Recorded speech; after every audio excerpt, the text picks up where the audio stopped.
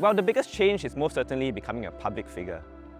Nowadays, when I go around the community, some kids often ask me, "Aren't you the guy in the elevator?" And after that, we have a conversation. The biggest change I've had since I became an MP is when I was in JC, I absolutely ran away from doing mass dances.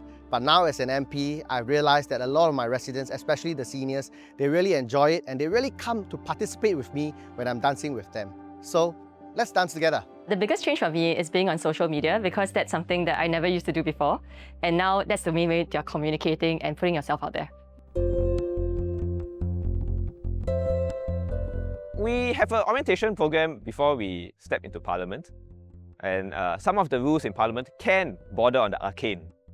For example, we don't address other fellow MPs directly. We always address it to the Speaker of the House, to Mr. Speaker. Mr. Speaker, Mr. Speaker, Mr. Speaker, I support the bill. And that helps moderate the tone of the debate. So that's something that takes a bit of getting used to. Of course, because Parliament is quite a serious chamber, quite often some of our jokes fall flat. I sometimes prepare a joke, highlight it, deliver the punchline, and I wait for a response. And it takes a while before some of the MPs chuckle to themselves.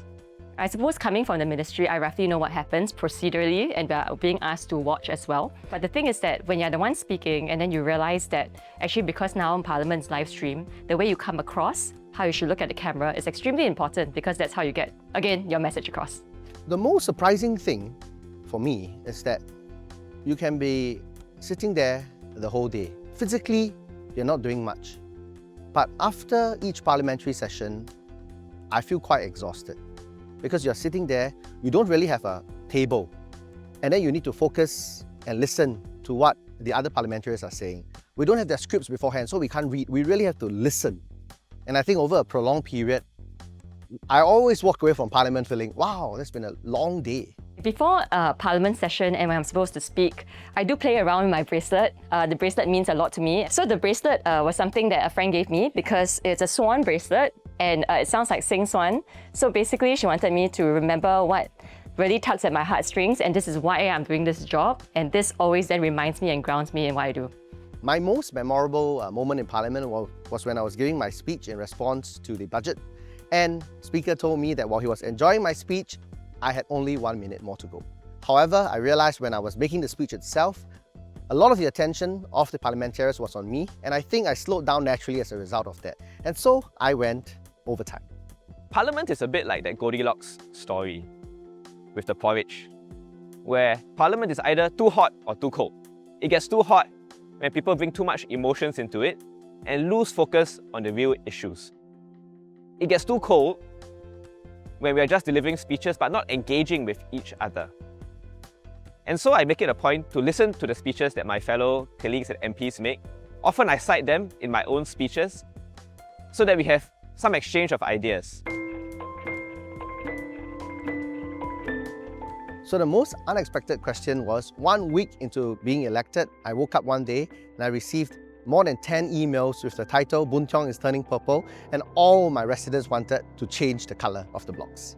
So we decided that we will have a poll with a few options and eventually the current colour was chosen, which is different shades of brown.